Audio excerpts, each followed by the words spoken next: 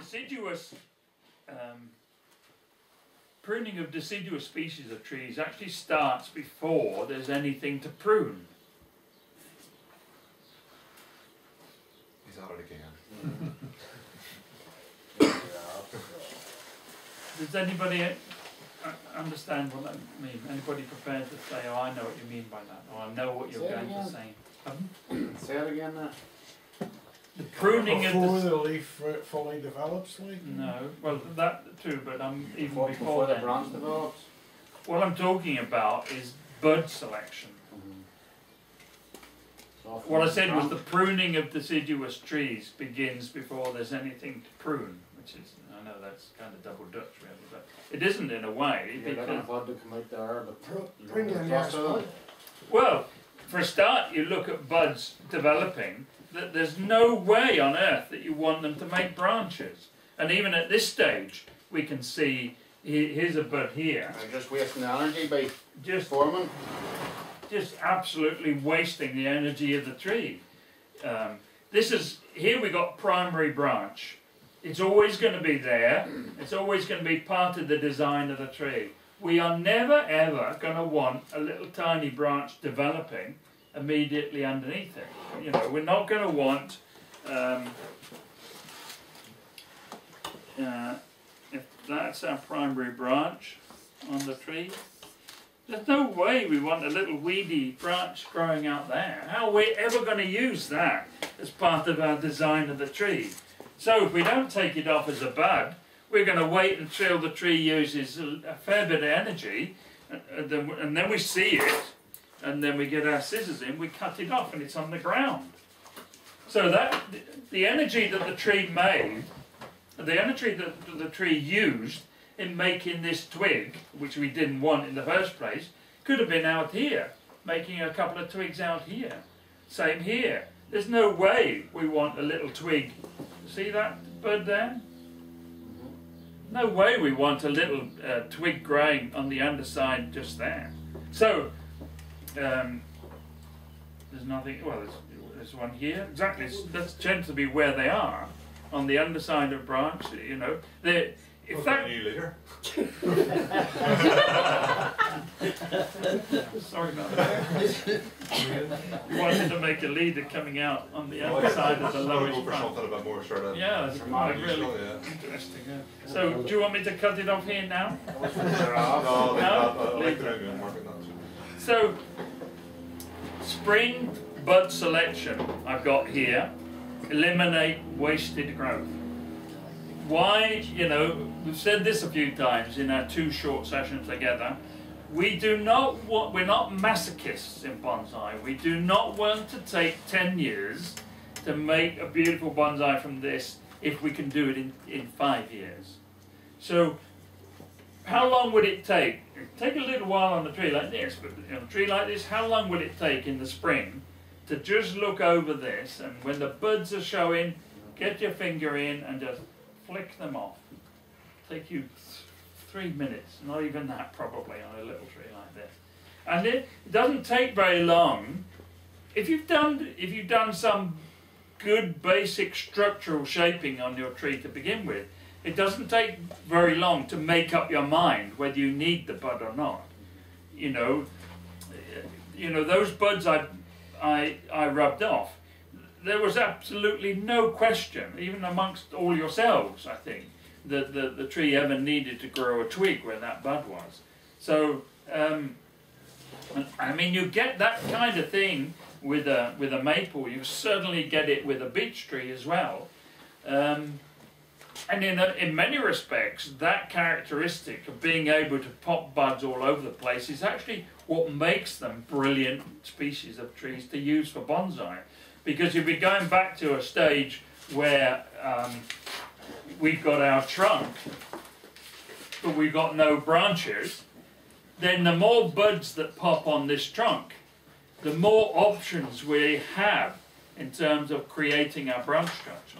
Because, you know, we've got no branches on this lovely little trunk, but if, you know, we get 4 buds pop here, we can wait until all 4 buds just get going, and then we can see which one is going to be the strongest and rub the other 3 away. And then, you know, we got a bud here, we don't want that. We never want a branch there, so that can go. But then we get a few buds around here, and we want... So, the fact that it will pop buds all over the place is a characteristic that makes it really, really good to make bonsai from. The trees that are difficult to make bonsai from are the trees that will not produce buds very readily on the trunk. Fortunately, there aren't really very many trees that are like that, and the majority of our deciduous species will produce buds prolifically, given the old tick list again. You know, healthy tree, you know, being kept well, good growing medium, food. The next heading I've got in front of me is pruning at open bud stage for some species. Now, Bob mentioned this a minute ago. If you ever get the chance to acquire, and actually Willowbog Bonsai has some available, funnily enough, and I ought to dig them out of the cupboards and put them online or something. If you have the chance to acquire any old Bonsai Today magazines, which are an American magazine, but we can't be too upset about that, because the content is very largely an English reproduction or an English language reproduction of Kinbon Bonsai, which is the best Japanese bonsai magazine there is. And a lot of those, more so I think really the early Bonsai Todays. From there. Are they? Yeah. Bonsai Today. You got the full set? Fair enough. Because I've got one or two early ones if you're interested in. But they're very expensive. A few in the 20s, I think I'm listening to it. Yeah, it is a really, really good magazine. As I say, what makes it good is that most of the photographs and the articles are taken from Kinbon Bonsai, which is a great... Actually, this is the one with the air layering of a massive thing. It's not relevant. We're not starting talking about that. You know how I got accused of waffling and going off on tangents and things. The point of this is that there's some great articles in these old magazines, and there's more than one that deals with pruning of Japanese white beech.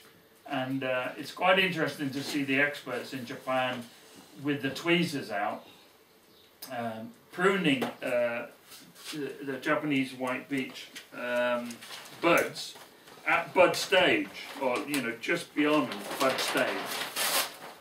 So I'm not sure I'm going to be able to draw this, to be honest, but we'll have a go. So this is our twig, and the bud scales are beginning to open up like that. So you have a pair of young leaves here coming out, and you have the centre part with a pair of leaves on it. So nothing like that in reality. Nope. Who said no? Undermining my confidence. I would probably have to cry and go and sit in a corner for the rest of the day or something. So you see them with a pair of tweezers.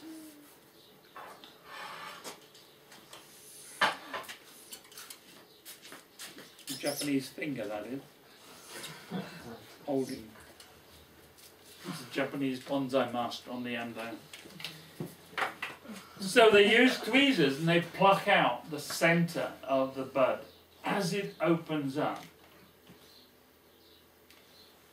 Now, I'm not 100% sure why it's so important to do it at that stage. I'm looking for help here, guys. Set up. Spoon damage. Yeah, but why not wait until you've got 2 inches of growth and then... Taking the strength out of it, it's pretty Well, much that's I wonder whether it's to do with the hormones, with the auxins, whether... I thought it was there was under nodal length if you plucked it down. Yeah, but you're going to cut it off anyway.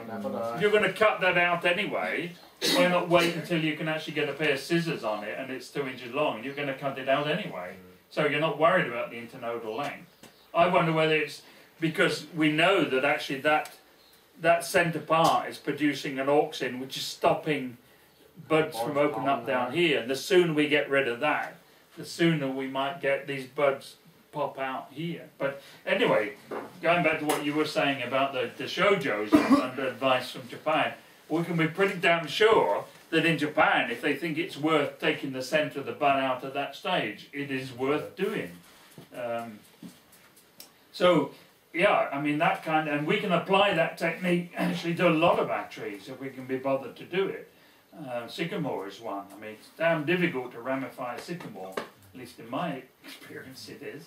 But you can help yourself by doing pruning at that stage of the tree, really. I know Josh, even developing the trees in the ground, is meticulous about that. I mean, you think the size of some of the canopies of trees that he's doing, he's constantly plucking them out at that stage. At that stage, you see, that's interesting. Yeah. Yeah, I think that it's going to be much more to do with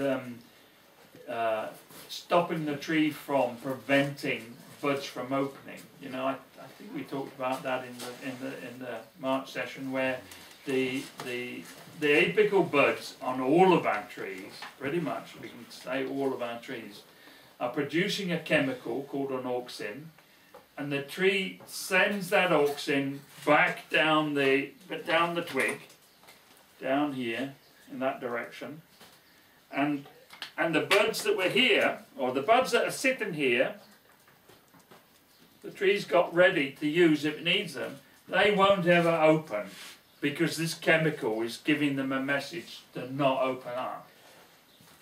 Why is the tree doing that, you might ask yourself? That comes back to our tree wanting to be the biggest tree in the forest.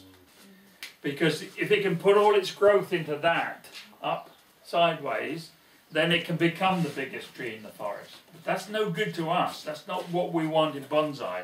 We want these buds to open up to make us ramification. So we get rid of that. We stop that flow, and the trees. No, it's not going to initiate all of those buds, but it stands a much better chance from our point of view, anyway, of actually opening them buds up. So I reckon that's probably one of the major factors for the importance of getting in early, and the fact that Ian's just told us that that's something that Josh does. You know, bearing in mind these bloody huge deciduous trees, and he makes the time to do it. A lot of what we, a lot of the results we're going to get, or we're not going to get, I'm afraid they just basically come down to how much time you're prepared to give to your trees, really. And that's, again, your decision to make. I'm not telling you you should be doing this or you should be doing that. What I'm saying is that if you want the best results, then within whatever time frames you've got available, try to devote the time to doing bonsai. You're not training someone with their off to do about that? Sorry. Peter, see what you're saying there about the sycamore? I find that the branch was coming out and it was just the two outside leaves that all over it were growing, and all the wee buds were on the back branch, but they were never coming out. And that's probably, the branches were just getting longer. I have a sycamore in my collection that I've had at least 30 years now, and it's still got about 6 twigs after 30 years of pruning. Fair enough, I don't treat it, you know, I don't prune it as well as I ought to, because I can't. I've got 1,000 trees to look after, but that's a poor excuse really, because my own trees ought to be dealt with. But I think, you know, you just got to face up to the fact that some trees are way more difficult to make bonsai from. You know, sycamore is an acer. We've got 2 acers in front of us, that 3 or 4 acers. They make brilliant bonsai. These acers, Acer buberennium, Acer palmatum, Acer pseudoplatanus, is that what sycamore is? It just doesn't make great bonsai. Mine's a bit wacky, it's a bit quirky, it's got a really unusual trunk. I dug it off a beach in Scotland many, many years ago, and there's a little pebble stuck in the trunk where the tide used to wash the sand up with it.